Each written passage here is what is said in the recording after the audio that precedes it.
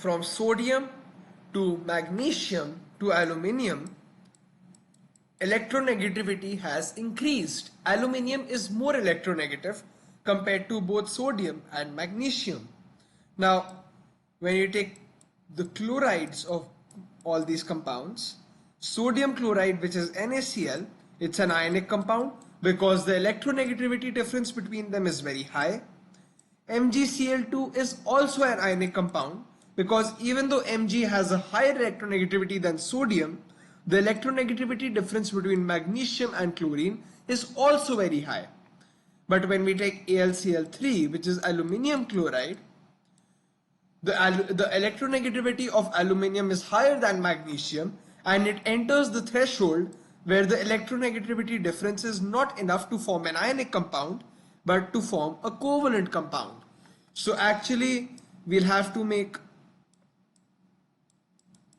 a covalent compound, a simple molecule. Yeah, I will need some more space, so let me draw this here. This is aluminium, chlorine, chlorine, chlorine. So dot and cross, single bonds, all of them. Aluminium has 3 electrons in its outermost shell. And I'm not making the lone pairs on chlorine, but you will have to make the lone pairs of chlorine. Always remember that. So actually I should make them because I don't want to confuse you in any way. 1, 2, 3, 4, 5 and 6. Then 1, 2, 3, 4, 5 and 6. Then 1, 2, 3, 4, 5 and 6. Yeah, so we've made the lone pairs. Now actually, so you must have understood why AlCl3 is a covalent compound, but NaCl is an ionic compound. You must have understood that, but now you must be thinking that, okay, it's a covalent compound, but still, if you look at AlCl3, the chlorine is fulfilling its octet, which means the chlorine is becoming stable.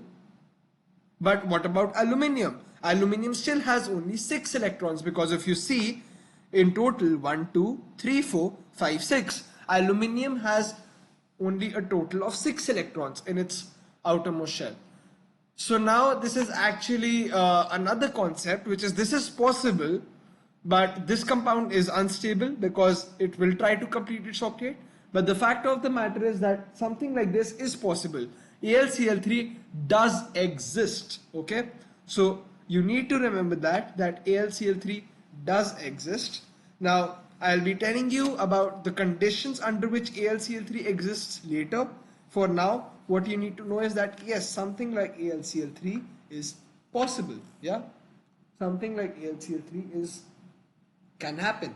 Now there can be sometimes an atom, the central atom, sometimes the central atom can have more than 8 electrons in its outermost shell. For example, if you look at SF6, SF6 is basically sulfur hexafluoride. So in sulfur hexafluoride, there are 6 single bonds between sulfur and fluorine because there are 6 fluorine atoms, each of which forms a single bond with the sulfur. Now you know that a single bond consists of 2 electrons. So if there are 6, sorry about that line, but so if there are 6 single bonds, there are 12 electrons in total. 6 single bonds, 12 electrons in total. Now you must be thinking 12 electrons around the sulfur atom. That's insane because that's more than 8 electrons. So this is called an extended octet. So AlCl3 is an electron deficient species because it has less electrons than the octet, and SF6 is an electron rich species where it has an extended octet, and by extended octet I mean it has more electrons than possible, more electrons than 8. It has 12 electrons, which are 4 more electrons than 8. And things like these are actually possible in chemistry. Now, so we have done electronegativity, bond polarity and everything. Now, let's make some use of bond polarity in understanding intermolecular forces. Now, intermolecular